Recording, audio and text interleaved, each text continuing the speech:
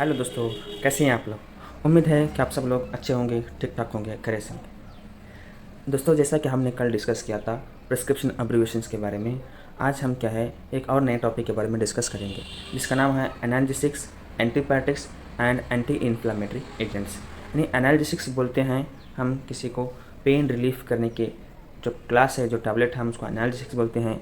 और फीवर जो रिलीफ करती है उसे एंटीबायोटिक्स बोलते हैं।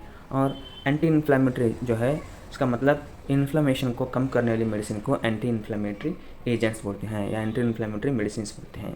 ओके, चलिए हम रोज़ाना क्या है एक एक दो दो मेडिसिन के बारे में डिस्कस करेंगे।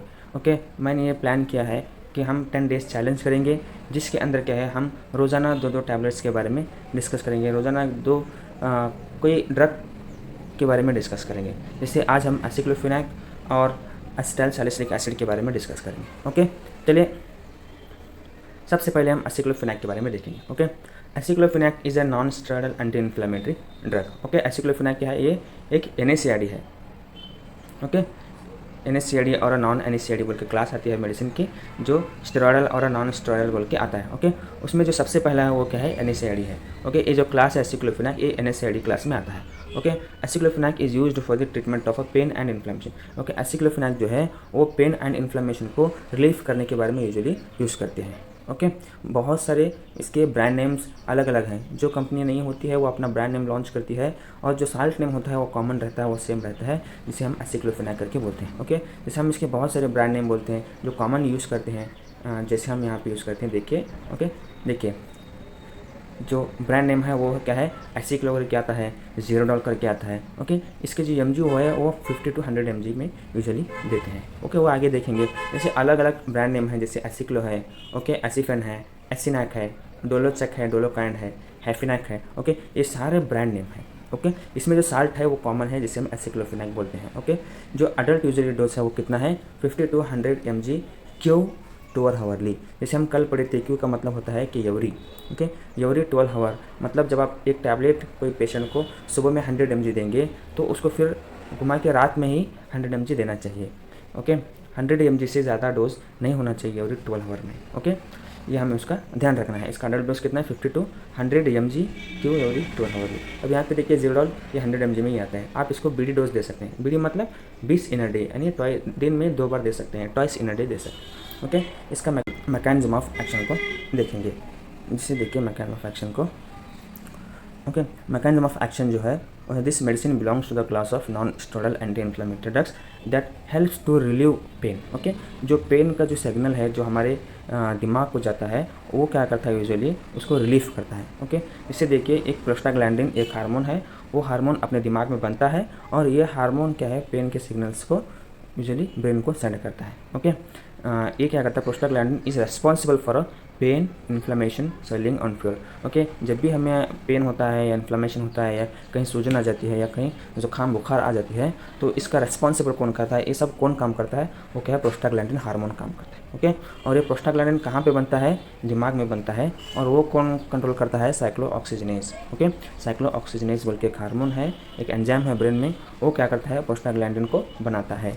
साइक्लोऑक्सीजनेज एंजाइम प्रोस्टाग्लैंडिन को बनाता है, और वो प्रोस्टाग्लैंडिन क्या है, हमें पेन, इन्फ्लेमेशन, फीवर सबको क्या है, कंट्रोल करता है। अब ये क्या करता है, एसिक्लोफिनैक, ये साइक्लोऑक्सीजनेज को इनहिबिट करता है, यानी इसको क्या है, साइक्लोऑक्सीजनेज को रोक देता है, जिसकी वजह से क्या है, जो प्रोस्टाग्लैंडिन जो सेंस करता है इन्फ्लेमेशन का, फीवर का, वो क्या है, स्टॉप हो जाता है। इसकी वजह से हमें क्या है, पेन, फीवर, जैसे हमें फीवर, पेन वगैरह क्या है, फील नहीं होता है। ओके, नेक्स्ट जो uses, aceclofenac is use to relieve pain and inflammation in condition. Uses हमें देखना है कहाँ कहाँ पे एसिक्लोफिनैक का जनरली यूज़ करते हैं। ओके,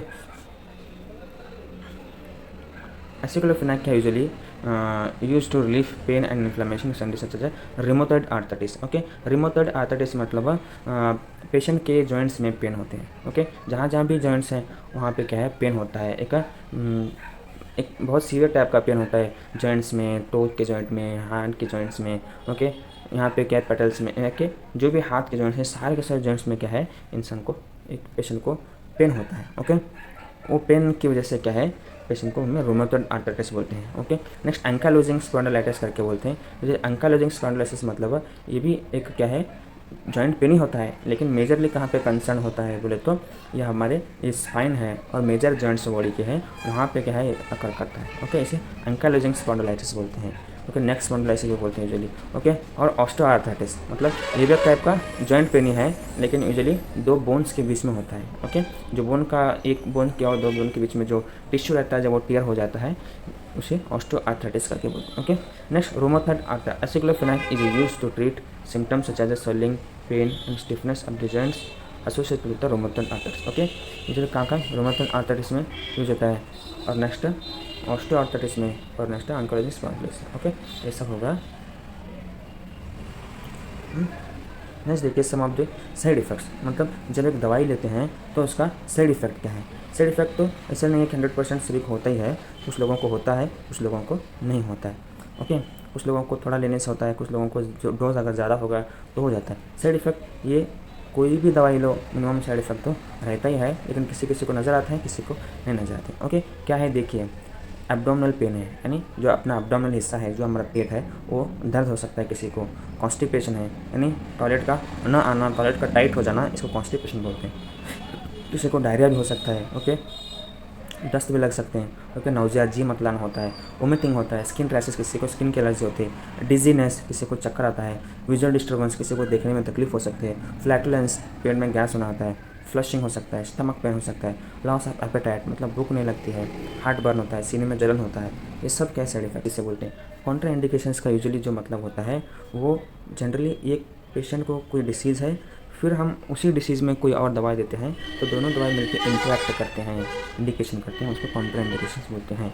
जैसे एक पेशेंट को ब्लीडिंग का प्रॉब्लम है, उस जैसे पेशेंट को कोई हार्ट डिसीज़ वगैरह है, कोई क्लॉट्स, कोई स्टंट वगैरह डाला है, उस पेशेंट को एस्पिरिन नहीं देना चाहिए।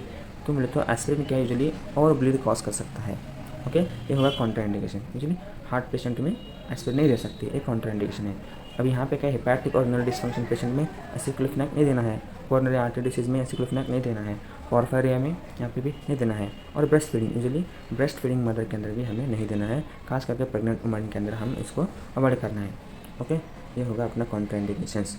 ओके, यहाँ पे है ये पूरा एसिक्लोफेनाक अपना खत्म होगा। और नेक्स्ट देखते हैं एसिटाइल सैलिसिलिक एसिड, इसे AS से बोलते हैं और एस्पिरिन करके बोलते हैं। ओके, एस्पिरिन भी क्या है, एक non steroidal anti inflammatory drug है। ओके, ये भी use to reduce pain, fever and inflammation, और एक्स्ट्रा इसका जो काम है वो क्या है, एंटी थ्रोम्बोटिक एजेंट है। ओके, एंटी थ्रोम्बोटिक यानी जो ब्लड क्लॉट्स है उसको क्लॉट्स को कम करने में मदद करती है, खून को पतला करने में मदद करती है। ओके, इसे बोलते हैं acetyl anti thrombotic. Short name क्या है, एसिटाइल सैलिसिलिक एसिड और एस्पिरिन बोलते हैं। Brand name aspirin tablet 300 mg, इकोस्पिरिन 75 mg, कोल्डस्पिरिन 7500 mg, ये बहुत सारे ब्रांड हैं। ओके,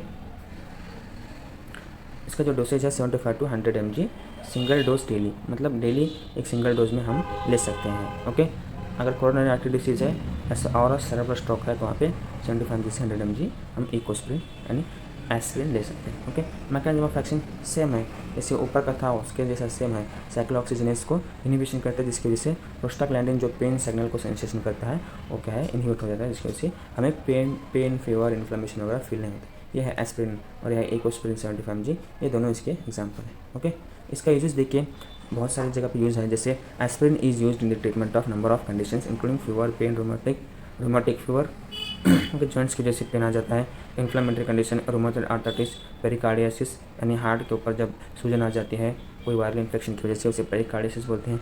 कावासाकी डिसीज़ होता है, हार्ट अटैक्स वगैरह हो जाता है ब्लड क्लॉट्स की वजह से, वहाँ पे उस टाइम पे क्लॉट्स को कम करने के लिए बॉडी में एस्पिरिन दिया जाता है। ओके, और this is evidence that aspirin is effective eight preventing colorectal cancer. किसी को कोलोरेक्टल कैंसर वगैरह हो गया है तो वहाँ पे भी ये दवाई एक एफिकेसी के हिसाब से काम करते हैं, लेकिन ज़्यादा सबूत नहीं है इसके। ओके, एडवर्स इफेक्ट क्या है, सीवियर नाउजिया हो सकता है, किसी को जब एस्पिरिन लेने के बाद किसी को सीवियर नाउजिया हो सकता है, वोमिटिंग हो सकता है, स्टमक पेन हो सकता है, ब्लडी और टेरी स्टूल्स हो सकते हैं, coughing of blood, omit that looks like coffee grounds. Okay, ये सारे प्रॉब्लम, स्वेलिंग्स बॉडी वगैरह ये किसी को हो सकते हैं। और इसमें भी क्या कॉन्ट्राइंडिकेशन सेम जैसे ऊपर डिस्कस किए सेम वैसे ही है, किसी को पेप्टिक अल्सर हुआ है उसको एस्पिरिन नहीं लेना है, जिसकी वजह से वहाँ पे इंटरनल ब्लीडिंग हो सकती है। ओके, किसी को सीवियर हिपैटिक और रीनल यानी किसी को लिवर और किडनी का प्रॉब्लम है तो उसको भी नहीं लेना है, किसी को ब्लीड हो सकता है, किसी को कोगुलेशन होने में यानी किसी को जख्म भरने में अगर तकलीफ होती रहती है, ज़्यादा ब्लीड हो सकता है तो वहाँ पर भी नहीं लेना है, क्योंकि थोड़ा सा कट लगेंगे तो और ज़्यादा ब्लीड होने के चांसेस ज़्यादा है। ओके, ये हो गया अपने 2 टॉपिक है। ओके, हम कोशिश ये करेंगे कि आज 2 मेडिसिन के बारे में डिस्कस किए हैं, फिर कल 2 मेडिसिन के बारे में डिस्कस करेंगे। टोटल ये अपना क्या है 10 डेज़ का एक चैलेंज है। कोशिश करेंगे कि हम हर रोज़ एक वीडियो अपलोड करेंगे और आपके सामने हर रोज़ क्या है एक वीडियो डाल के हम अपने नॉलेज को आपके सामने शेयर करेंगे। ओके, आपका बस यही काम है कि आप देखिए, आप नॉलेज लीजिए, मेरे चैनल को क्या है लाइक कीजिए, सब्सक्राइब कीजिए और शेयर कीजिए।